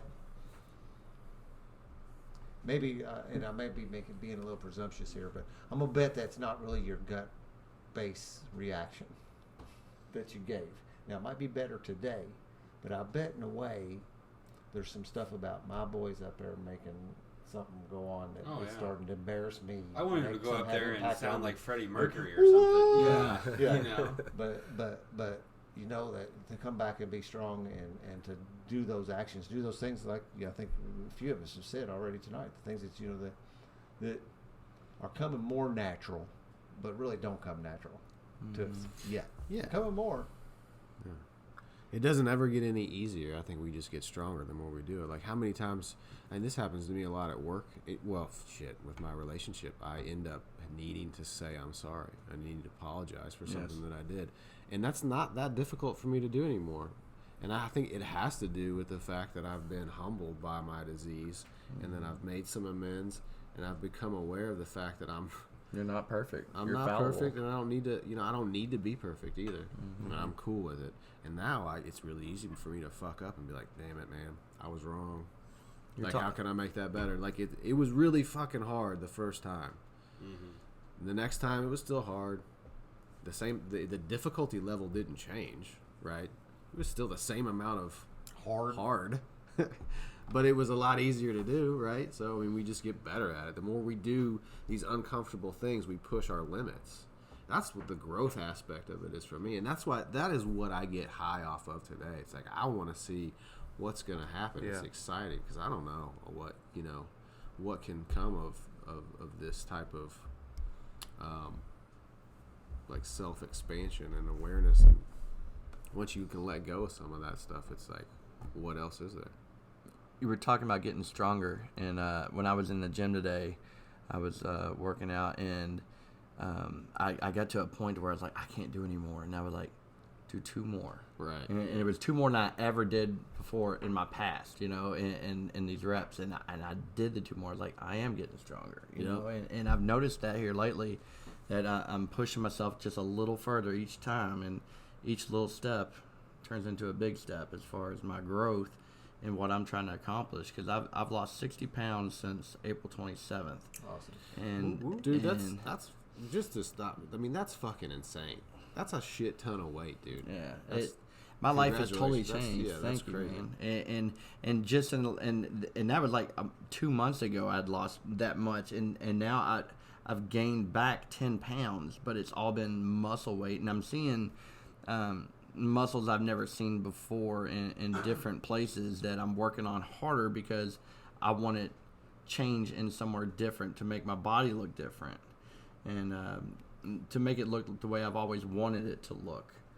And guys are laughing at me. Yeah, it's so funny. Well, my head told me when you said I've seen muscles I've never seen before. I thought you was talking about maybe watching some of Chase's videos. Oh yeah, it was. Yeah, it was.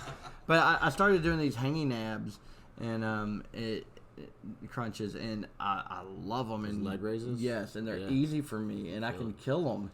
And that's how you get the cum gutters. Yes. I see those. I'm starting to see those little cuts. And I'm like, dude. Yeah, I coughed this morning. I was like, and when I was looking in the mirror, like, oh, what was that? You know, so, and it's pretty cool. I have these weird abs, though. I have these, like, the bodybuilder growth hormone abs, but mine are like all natural. But it's just it's out, but they're there, and you can see them in it. But it just looks weird on me. But and now I've just grown to accept that this is my body and my style of it, and I can't change that, but I can mold it into something better.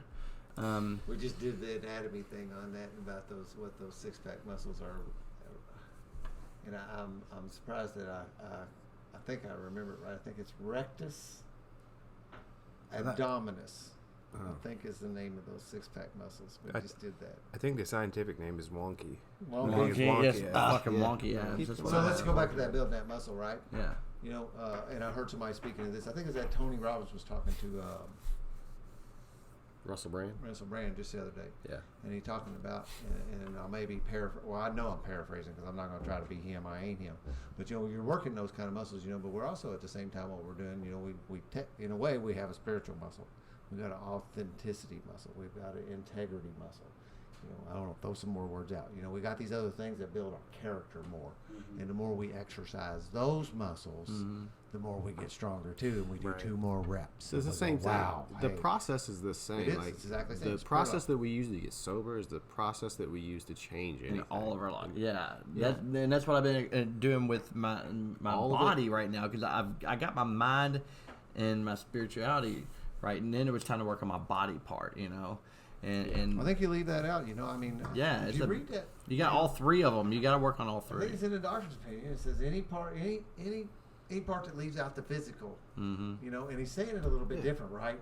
But you know, you can read that as He going. worded it so you need to be perfectly. working on this freaking vehicle you're driving around too, not just Mentally, physically, and I spiritually. think that's something that's been left out of 12-step philosophy to a point that's actually detrimental to the.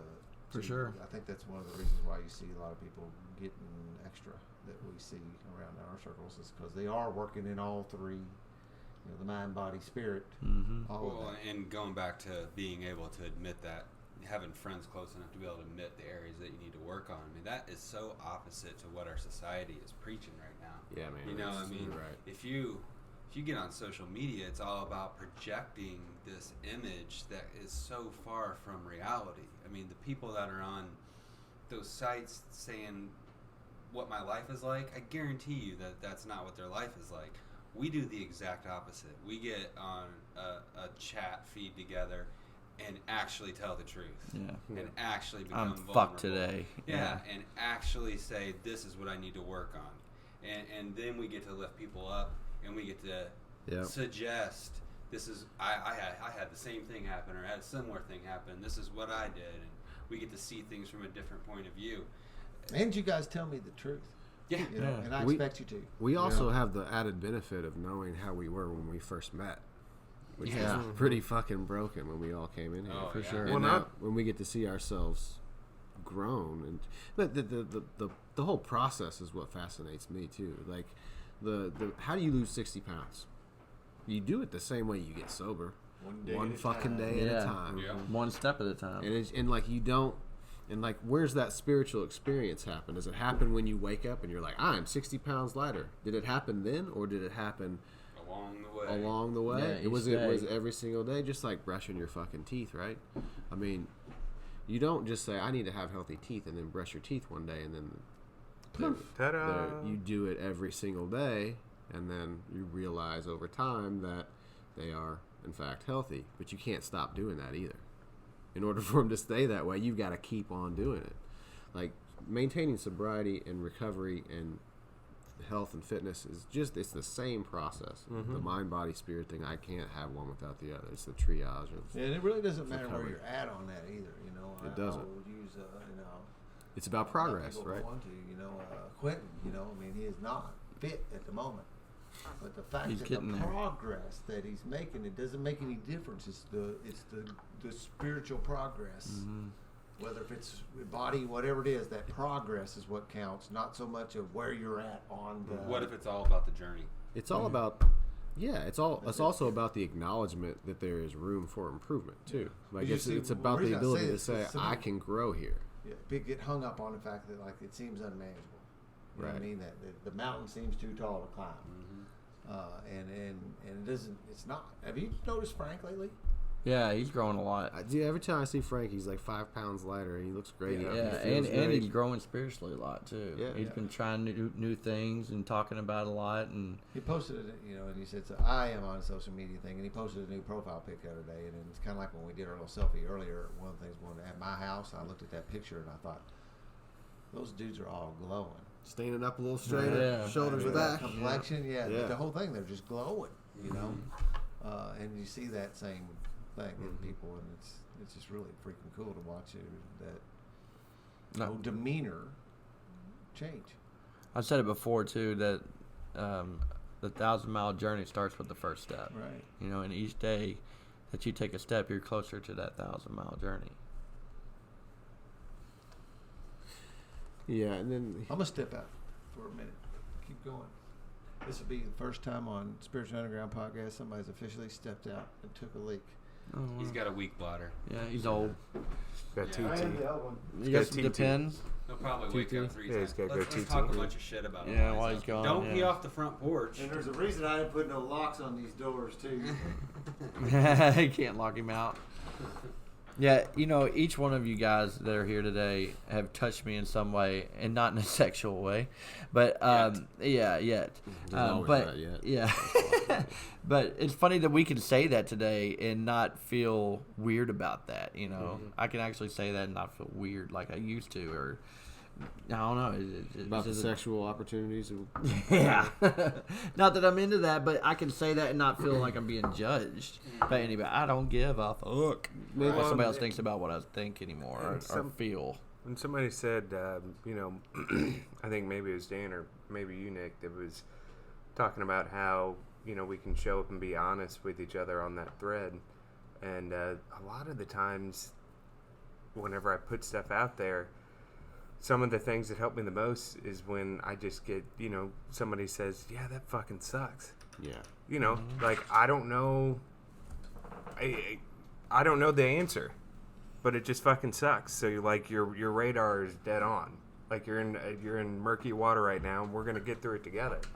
And that right there, is just honest enough to where you can let the ego go down, and not have to be a person that, I'm doing air quotes, that knows the answer, and like shining white knight it and be like, well, I got the answer, I can get you out of this. It's like, no, I would No, much it rather fucking have- sucks. Yeah, it just fucking sucks, man. Well, And it that's really helped does. That's all I with gotta my say about marriage. that. That's helped with my marriage too, because one thing about my wife, and your guys' partners might be the same way, is that they don't always really want me to have the answer. They Right. just want to know that they've Yes. got someone in the trench with them. And isn't And that then more they have a exciting voice. too, though? Like, isn't Yeah. it more exciting to, like, how boring would it be if you just had a problem and you just, like, Oh, here's the you answer. just had Yeah, an here you answer? go. Like, don't you get tired of Googling shit? Sometimes don't you just want to, like, figure it out yourself? Yes. And I feel like that's kind of what we do. A lot of, like, how we deal with life is together we're going to figure it out. Like, we don't know how to fucking do this thing. I tell myself that every morning. I'm a real alcoholic. I don't know what I'm doing. I need some help. Guide me. Show me the way. And then, like, you guys magically show up in my life and look at what we're fucking doing. Yeah. Trying to figure this thing out. Because we don't know Together. the fucking answers. And that, to me, is, like, that's exciting. I like that part of it. I like not knowing. I like being able to ask the question, though. Like, what do we do? How do we do this thing? I don't know. Let's fucking figure it out. Or let's try this. We know what doesn't work, right? We all fucking did All that been for there. a long time. Painfully aware. Of Painfully what doesn't aware work. of the possibilities for some of these. But there's also this, like, whole other avenue of possibility. And we get to ask those questions every day. Mm-hmm. I really, even in sobriety, didn't know how to. I'm a very pragmatic person. You give me a problem, and I want to investigate it until I can fix it. And until we really started engaging with each other on this thread, I didn't really know how to just dwell in the not knowing. And I'll say it again. It's helped my marriage because my wife doesn't always. She's not always looking for an answer. And He's looking for you to listen. yeah, and that's this. The relationship with you guys has taught me how to do that because Yeah. I don't feel any pressure with you guys to know the answer. I just feel not pressure, but I just feel Equal. inclined to let you know that I'm there. And that's what my wife needed from me, and that's what I've learned in the past couple of years, or past year, is that all I got to do is make her aware that I'm right next to her. Sure. Yeah. I I'm agree. here. Yeah. Do you think it has anything Welcome to back. do with the fact that we sometimes are doing this thing and we don't want Left the damn answer? door open. That we want to have these Born to barn. these types of questions that don't get answered really. We just want to know that somebody's working on it with us. Yeah. Oh, absolutely. Like, I don't want you to know the answer. If you tell me the answer, then I don't really have my purpose is less then. Like, if I don't know the answer, I can still keep looking. I can still continue to seek. And that is kind of the purpose for me. If you tell me what the answer is, I'm done. It's like the finish line. I don't want to. I don't want to get to the a finish line. Well, what's the first thing that you say when anybody like passes you a present? It's like, oh, what is it? But in Yeah. reality, it's like, if that person were to tell me, it'd be like, what? Why the fuck did you just tell me what Yeah. was in this thing? You asked. My birthday's not for another 5 days. Well, you just asked the wrong question. Yeah. It's more the question is really like, why did you give this to me? Yeah. I think a big thing is we just want to know that we were heard. Because I know I felt my whole life like nobody heard what I was trying to say. Yeah. Period. And with you guys, I feel like you hear me, you feel me, and you might have an answer, you might not. Somebody does. Sometimes that's my response on there. I hear you. I'm Yeah. listening. Yep. It's all, and that's all I don't somebody really have needs much more for sometimes. you than that, But that's a beautiful I'm response. listening. That was yesterday on one of the comments we were talking about, and it's like, yeah, I feel you. That's about all I got for that, you know.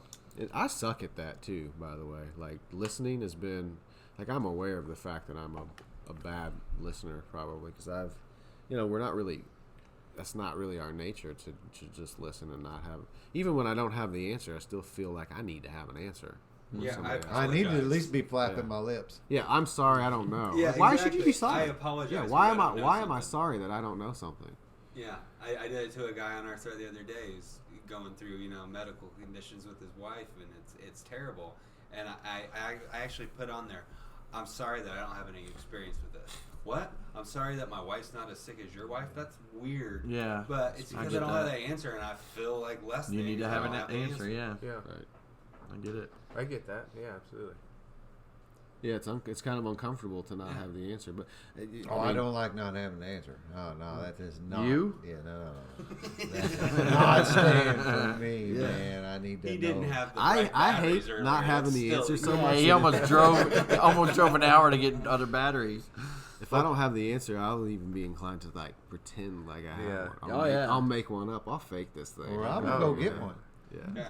Talking about the partners earlier, I mean, Jesus Christ, talk about my fix, manage, and control switch does not get switched on faster. Yeah. Like, if Corinne comes home and she's like, oh, well, let me tell you about what happened at work. I mean, immediately flip.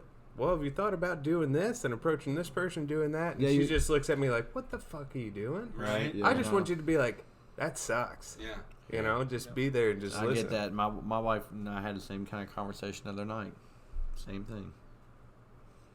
It's uncomfortable and it's not natural either. It's like we want to be everybody's answer.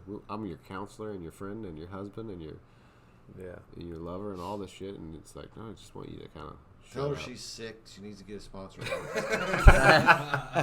Don't do that, please. Do not do Anybody that. listening, if this ever goes out, do That's not the do answer? that. That's No. never the answer? Never I tell them don't they're know if I spiritually would- sick. I'm kidding. With I your don't- spouse, it's Yeah, probably. that's rarely I'm never the going to answer. say never, but I have rarely. definitely told my wife that she's sick before and she needs to But you say it like, damn, girl, you're sick. sick like fat Or you got the Yeah. sniffles. You're No, sick, babe. No, Why I've don't you go lay definitely down? in anger said you are sick and you're crazy. Like I'm the How'd alcoholic. that go for you? Not well. It doesn't end well. You know, like the being there for you throughout what you're going through. It just like came to me another. We are Analogies Anonymous. Yeah, no doubt. You That's the way know, I think. I bet everybody here has a trip they went on that the biggest thing that sticks out is not like getting to Florida, wherever you're going. It's the route there. It was such a, you drove instead of got on a plane, and you had like all these memorable things happen along the way that you remember, like the good times with people that you had. And sometimes I think that's what it's about with our spouses, with each other. Is The journey, not the we're destination. Yeah, we're not. It's not about having the answer right away. It's about working through that answer together, and the spiritual growth of getting there is going to be more memorable Yeah. than the solution that we finally arrive at. Man, I love that analogy. That was well said, I think.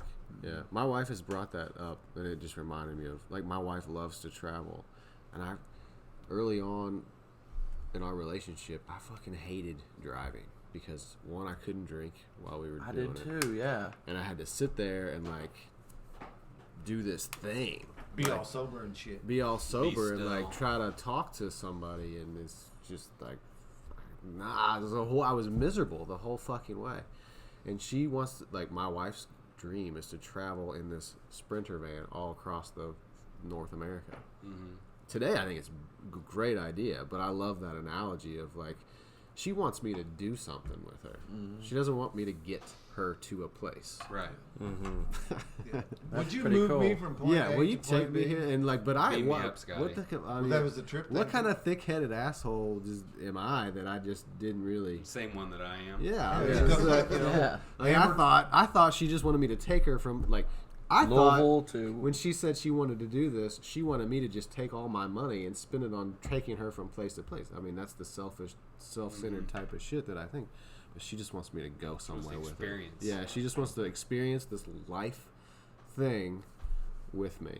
Mm-hmm. I mean, I always wanted to get there. it took man. like You hanging took out with paddle you guys for me to the realize metal, that. Sure, yeah, balls that's to the it. wall. Definitely. When the little computers came out on there, that you could see just how many miles an hour you're averaging, and we kind of had to. Don't tell me you got to pee again. yeah. And Yeah. those are just the opposite of that journey. That just like what Chase is saying there. It's funny. We were going to Alabama last year, and we didn't have a set time to be there or anything like that. So we're like, whatever happens, let's just do it along the way.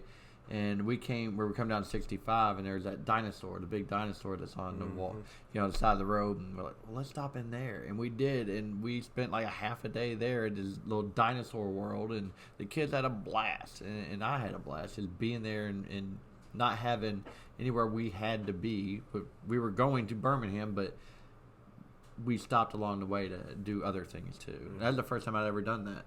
That was pretty cool. Yeah, really cool, man.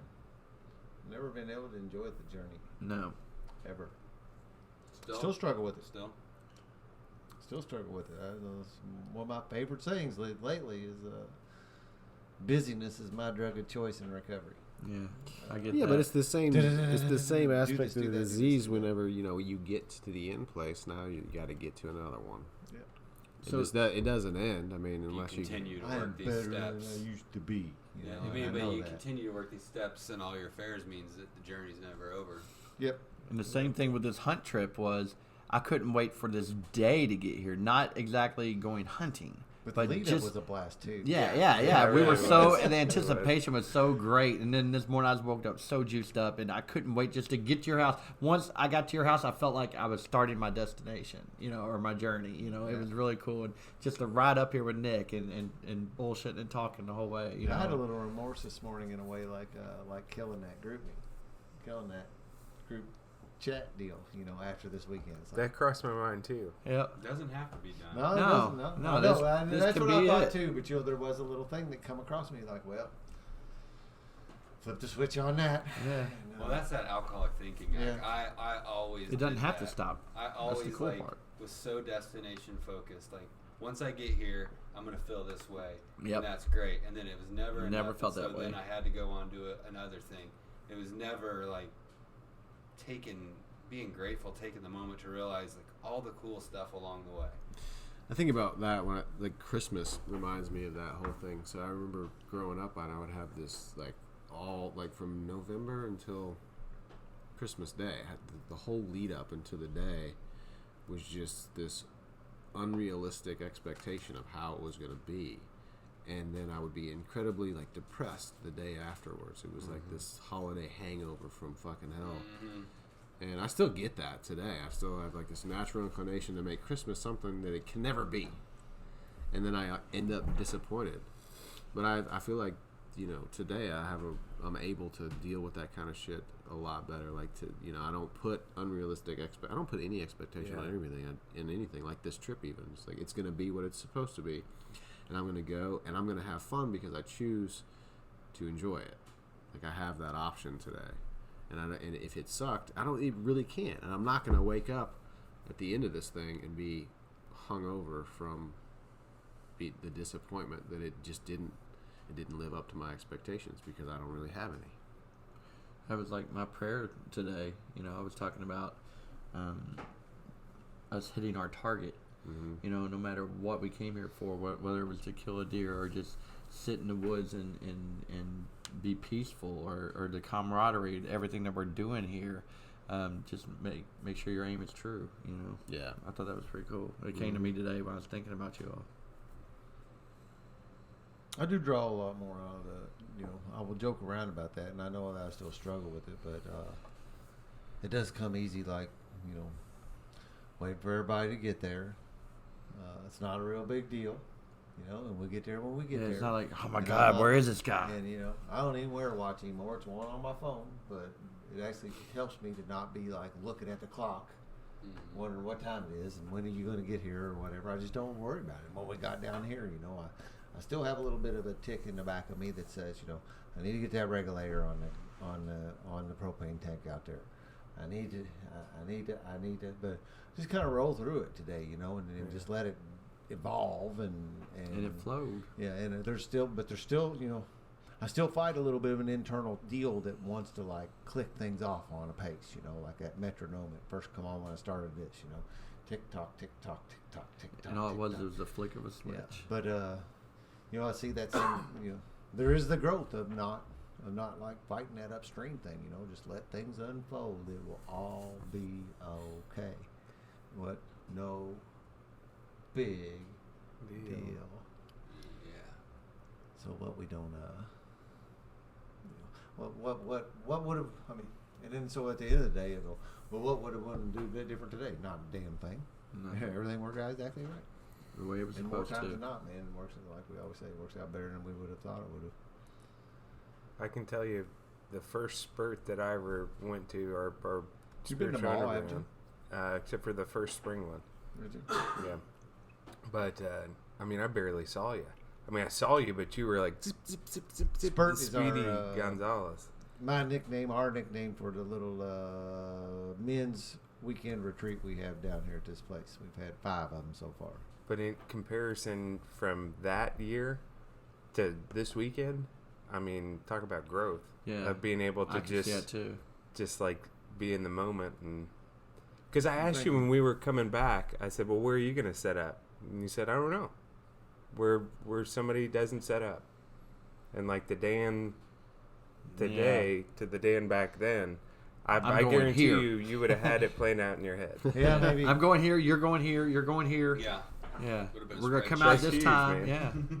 Yeah. That's growth, bro. I see it too. I had little homing beacons out there. You just follow your way out to it. I'll put signs on the trees. Yeah, I don't We know. got piss on them? I feel a lot more comfortable today. It's a lot easier to. I don't have to do that much for you guys.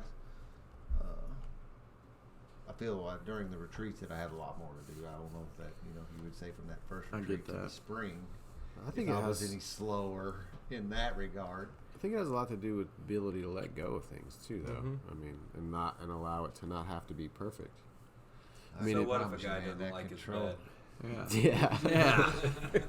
Yeah. That control issues for sure. Stuff that's deep-seated stuff. It's I want to have a hold of the steering wheel, man. I do badly. We all do. Yeah. That fucking almost killed me so many times. Oh, though. yeah. I can't But tell I really you. do want to White knuckle that too, steering wheel. I want to tell you, Yeah. you go here, you go there, you go there, and I did a little of that. It's so Here comes the truth. so double-sided though, It's that the dichotomy or the devil and the angel and stuff of that, I want to like pre-plan in the past and go, okay, here's where I'm gonna put through, and here's what and do all that. But then who cares, And I come back to it, and I just don't worry about it, And so I still there's still instinct kind of thing that still wants to drive that kind of stuff. So don't let it drive me the way that it used to. Mm-hmm. And that goes for everything in life, really. Mm-hmm. That is the foundation of no big deals. Yeah. It's It not doesn't. It grabbing doesn't. It everything doesn't and make any bringing it sense to out. do it otherwise. for example, if you drop your cell phone and you crack the screen, I mean, they're expensive, so you don't just stomp the shit out of it just because it has a cracked screen. It's not perfect, and you just pick it up and you carry on. It doesn't have to be that way. So like when the microphone's not turned on, you don't just throw it in the fire. Yeah, we don't have to throw the whole Thought you were smash going it. to. And As then, much as you Getting want this to. thing set up, it probably took me 20 to 30 minutes tonight fooling around getting the microphones going, and I could get 3 of the 4 microphones going. I could not get the 4th one going, could not get the 4th one going, and looked over and realized it was turned off. we are in the woods, to be. Yeah. I mean, to be fair. Well, and the microphone is always lit, so I mean, there's also that. Yeah. I think we'll chalk this up to systems and institutions. There you go. Yeah, I'm getting better at this too, you know. And to be and in all honesty, I'm a little rusty. We have taken a break from doing it. Yeah. And I started like kind of getting a good handle on it, and after not having recorded one of these in maybe over a month now, maybe A month and a half. it's been a little while. I don't know This is the I don't most remember last comfortable one. I've ever felt We're getting better. on mics. Yeah, for sure. I It dig was the the way it's Sage. going. It was a Sage. Yeah. Yeah. Yeah, the Sage bundle. Sage saved me. that was nice. Yeah, it was. Everything's easier down here. Yes, I sir. think It's a Fargo though. It's, It's the second Sorry time about with that one. Yeah. So I was out there thinking, you know, we talked about kids a minute ago, you know, and I had a little vision, you know, and I spoke to that when we got here tonight, because when we got here, I always try to have some kind of opening deal where we allow the universe in to help guide us in our weekend, and I have some visions for what I hope to see some things happen. You know, I mean, I would like to. I know there's some limitations on like how big I could grow this retreat, and I don't really want to grow it big. I think that 20-25 person thing is about the right number. It's big enough to be big, but not big enough to be unmanageable. As I said, you know, I know where one of my big limitations is outhouses. Yes, that's what I was going to say. Shitters. That's really the biggest limitation at the moment. As long as it's all dudes, though, that really doesn't make much difference because, you know, I mean, the worst comes to worst, I could make some cat houses, you know, Mm-hmm. like Brian's thing that he brought, you know, the little tarpaulin outhouse thing, you know. Mm-hmm. We could do that even just to kind of expand it a little bit. Mm. But with back to the vision thing, you know, I would like, you know, that's just been fantastic. I mean, my growth, my personal growth, and then, of course, the growth of those around me while we do it, getting to have an opportunity to do that. And in this, I want to make this like another tradition For sure. that we do. Mm-hmm. You know, and although like the hunting world part of it does get to be a little bit number limited, you know, we don't have so much. You can't like have an army of guys come Yeah. out here hunting.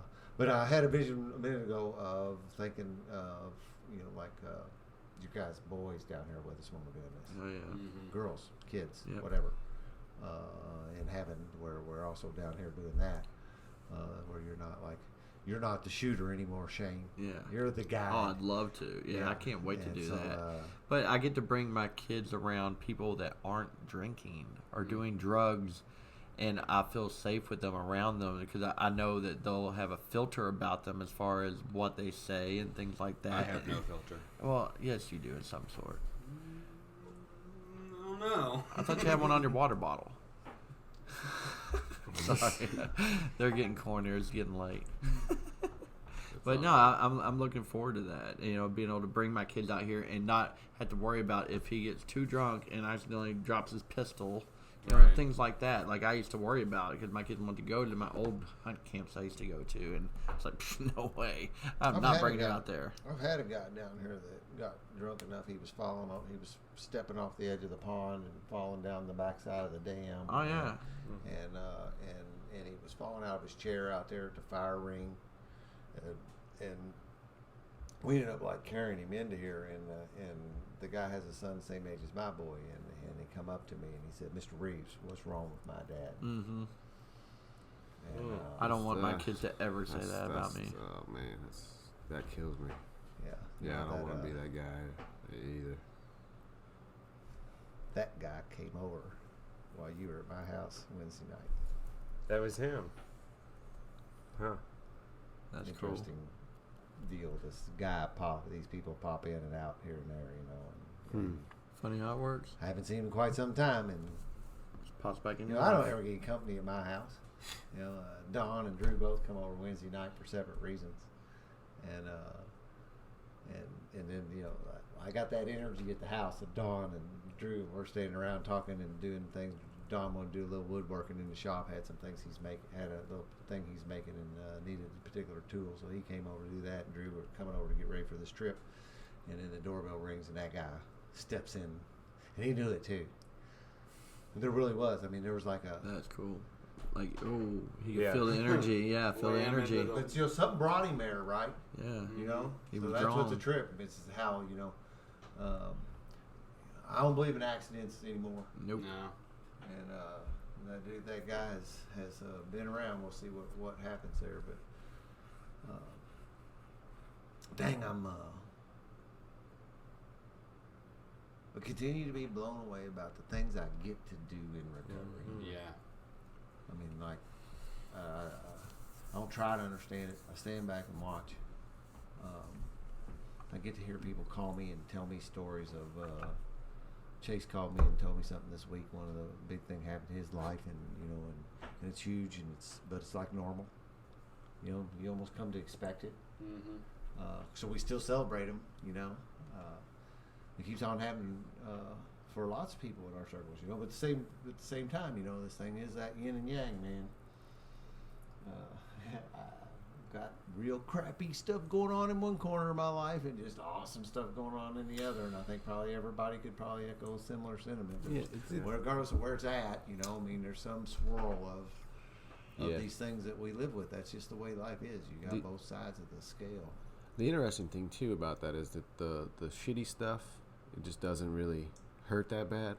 You walk through it a whole lot easier. And the beautiful stuff, it feels great, but it also doesn't take me out. It doesn't take me up too high. Because it's not that you come to expect it, but it's just there. And if it's You're not pinning all your hopes on it. right, I don't need it. It's just, if it doesn't show up, I'm fine. I'm good. I was good before, and I'll be good after. If it happens, great. If it doesn't, great. I don't need it. Let go. Yeah, I just let go, and I'm okay. Yeah, I'm good. And stuff comes through our life. I'm not okay. I mean, I'm without it. Any of the stuff, I don't need stuff today for those promises to come true, right? Mm-hmm. It doesn't really have anything to do with that. It's just that the promise for me, the spiritual experience that I get, is that I am totally comfortable right now. I don't need any more money. I don't need any more material things. Yeah. I'm not hungry. I'm not cold. I got friends. I don't know. What else is there? Besides... A couple things come to mind, but I'm not going to say them on the mic. Well, shit. I mean, I'm kidding. It's good stuff. Yeah. Well, we have just about laid down 1 hour and 50 minutes. 15? 50. 50. Wow. Almost 2 hours, and it is 11:30 p.m. Well, are we going to stop before 2 hours, or are we going to hit 2? Surely we got 10. Nick got some more coffee. I think he's got more to say. I wasn't making. I was This just. is my nightcap. I was just letting you know where we were at. We got 10 more minutes easily. What time is it? What can we talk It's about? 11:30. Ah. How about the weather? It actually got a little warmer. Did it? Went up to 29. Oh, we went outside and peed? But I don't know. We could get some residual heat off the cabin as it gets warmed up and warm up actually the outside of the cabin a little bit. I was just teasing about adding 10 more minutes. We can definitely get it You on know, if you guys are done. I hear people stall too, and I should, and I'll just, I'll do like I usually do. I'll just fucking speak a little freely. The more podcasts I listen to, the more I realize, the hell, they got some dead air here and there. And guys sit around and think, and that's one of the things I like about Steve Rinella's podcast, that it's a very casual, conversational kind of thing, and it's actually hunting based. And guys will sit around and talk, and they'll stall out after a minute, and there'll be these points where they don't really say anything for a minute, and then somebody will start talking again.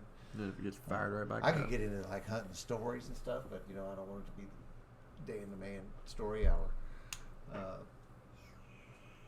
So I can always come up, You don't want it to be that? saying things, keeping my mouth running, really has not been a problem for me. Yeah. I can talk. I believe it. Y'all know it. And we can also go around and do like a concluder too. That's one of the things I like about Renella's to show is that they do one final loop around the hoop for closing thoughts or anything else that comes across, or if somebody wants to start a new topic. I'm game. I just read on the back of my coffee cup, the crave is a powerful thing. Yeah. Wow.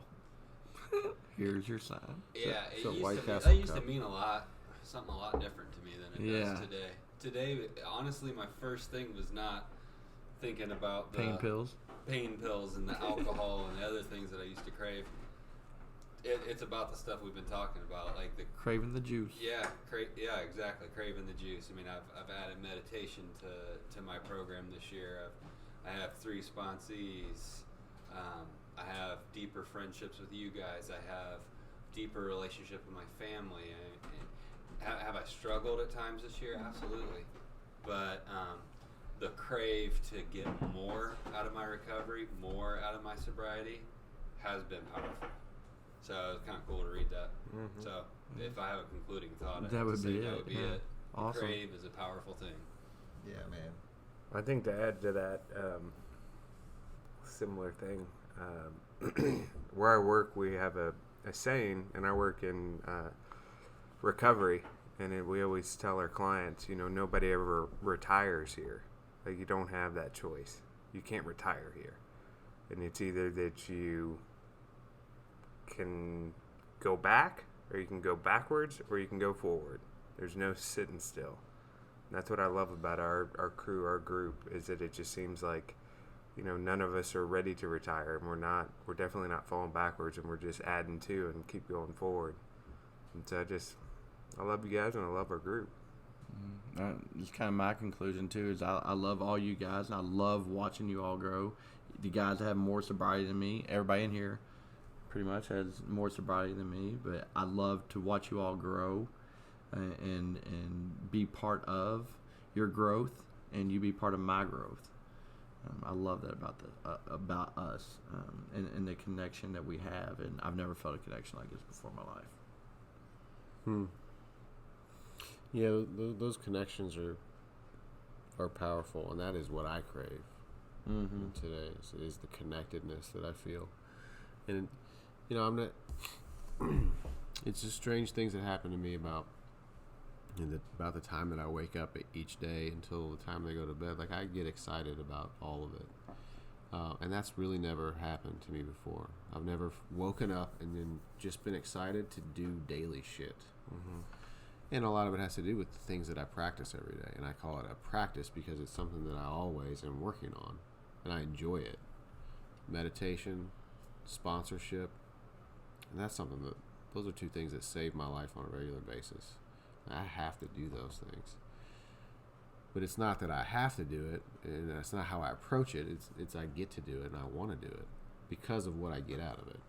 There's selfish reasons in it. I mean, I do it because of what I get out of it, or else why would I?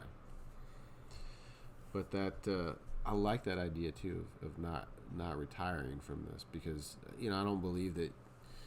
So I don't think I get tired. I think if I'm tired, I'm just uninspired, because I'm worn out right now. But I want to keep going. You know what I mean?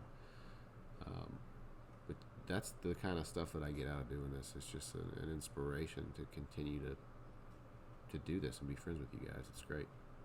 Amen. Yeah. I get to stand out here, and I at times have these overwhelming thoughts, especially down here, and I'll do that. I'll catch myself, usually actually while I'm working here. If I'll be splitting some firewood or dragging leaves out of the ditch or doing something that's not necessarily, like the more pleasant things I get to do down here. But those are the times where that overwhelming thought will hit me, and I'll stand. There's just something cool about looking up through the forest at the sky, and my wherever my spiritual stuff lies. I really can't, I can't put that in a box. I don't know what it is, but I do find myself looking upward often. If you'll ask me, something will happen, and we'll have one of these so-called coincidences, and we'll do something. My reaction is to, and something really cool happens to me, you know, and I might, you know, something lands at my feet that I gaze upward. I just do that.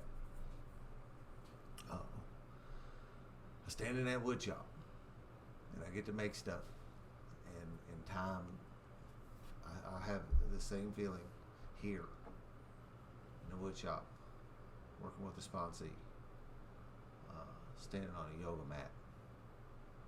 These different places in my life where I so feel that I'm exactly where I'm supposed to be, doing exactly what I'm supposed to be doing. And there's many different things too. You know, it's not one thing. It's not a single focused deal. Like when I'm working with a sponsee, I know I'm right there, right now. I'm able to engage in what is at my hands, live where my feet are at. I can do that today. If I'm on my mat, that's what I'm doing. If I'm out here, that's what I'm doing. I'm not thinking about yoga when I'm out here. I'm not thinking about out here when I'm on the yoga mat. I have a piece of presence in my mind due to this program, due to you guys.